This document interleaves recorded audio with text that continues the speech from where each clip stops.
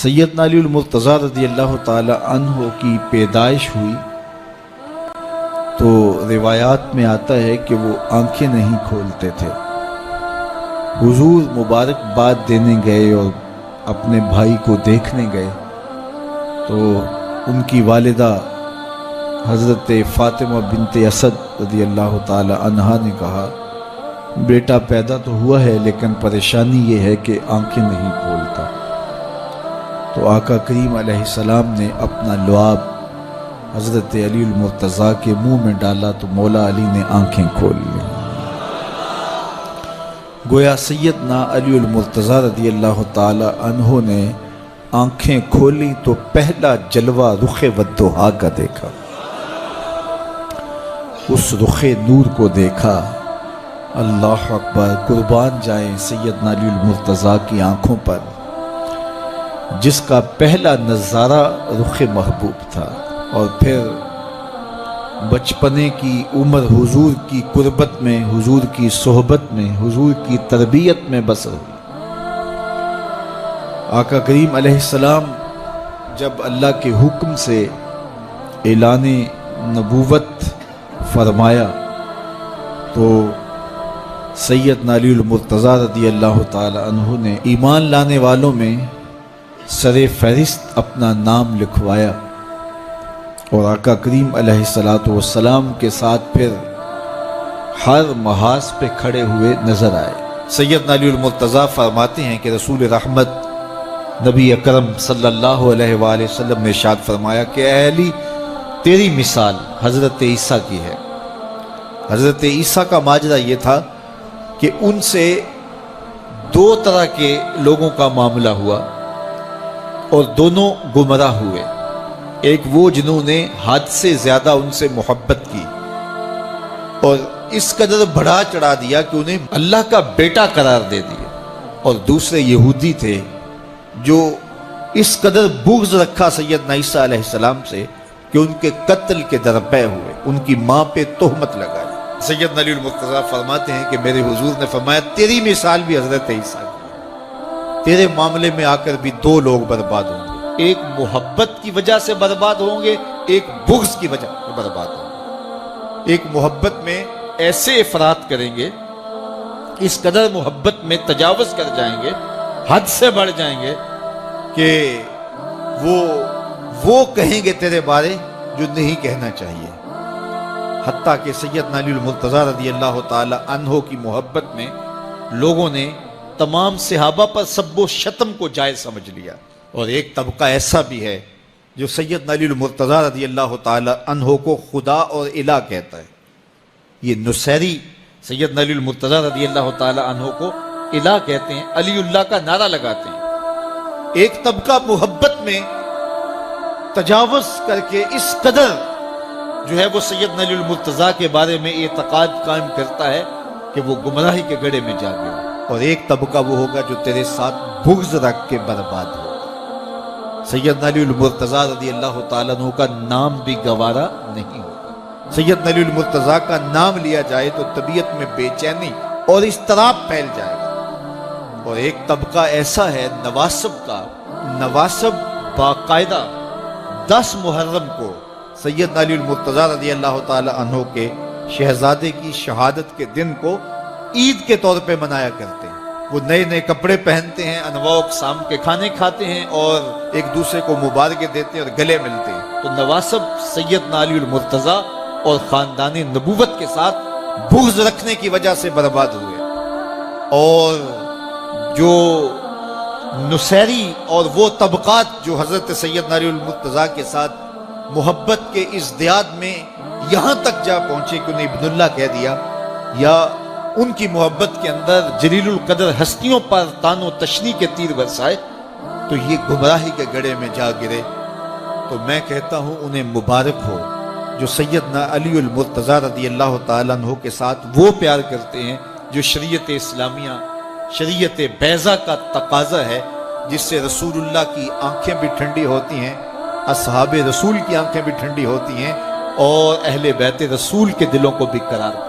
اہل بیت نبی کے گھر والے ہیں، اور صحابہ نبی کے در والے ہیں، ہم کہتے ہیں گھر والوں تمہیں بھی ہمارا سلام اور در والوں تمہیں بھی ہمارا سلام. کتنے لوگ تھے جو ہمارے ساتھ چلتے ہوتے تھے.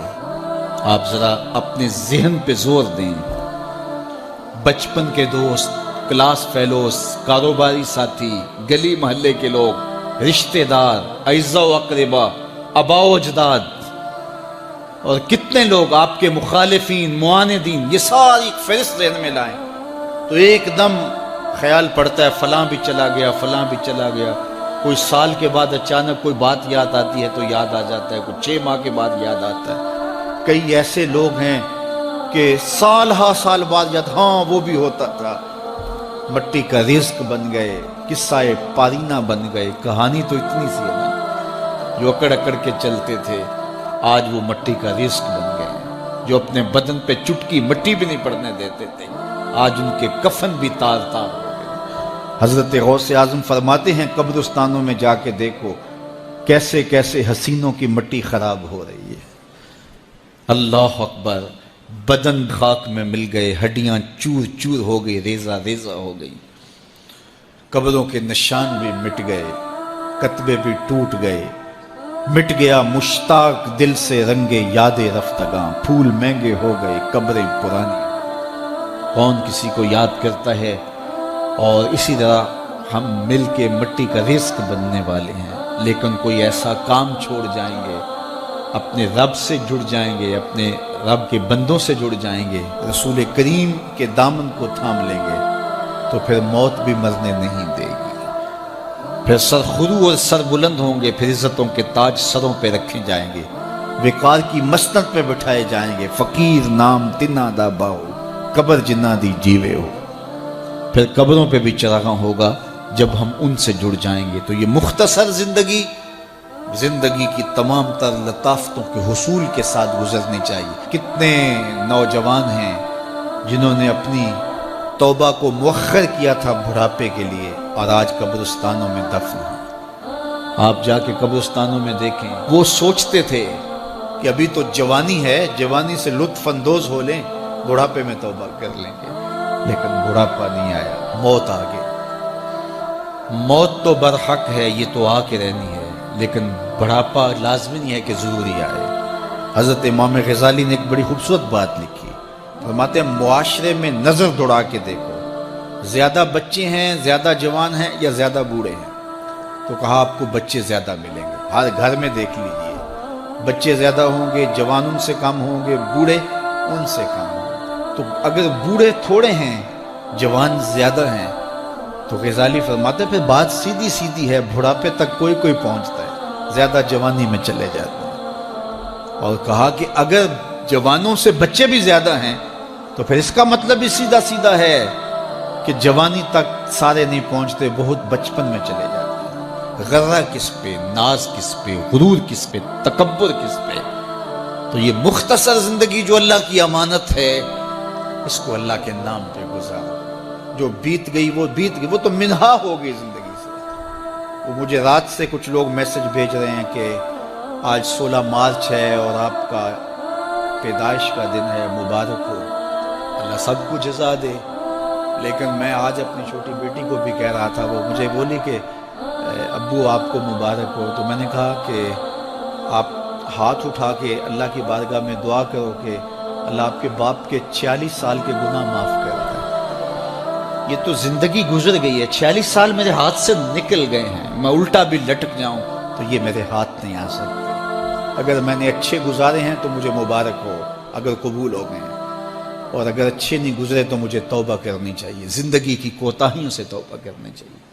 ہم سمجھتے ہیں ہم بڑے ہو رہے ہیں، حقیقت میں ہم چھوٹے ہو رہے ہیں. ہم اپنی زندگی کے اہداف طے کریں، زندگی کے مقاصد طے کریں. ساری زندگی اس کے گرد سفر کرنی چاہیے.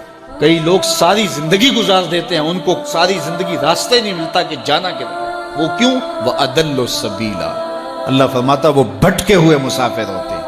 اللہ سے راستہ مانگو، آہستہ چلو لیکن منزل کا تعین کر کے بڑھو. بڑھتے رہو، منزل تمہارا استقبال کرے گی.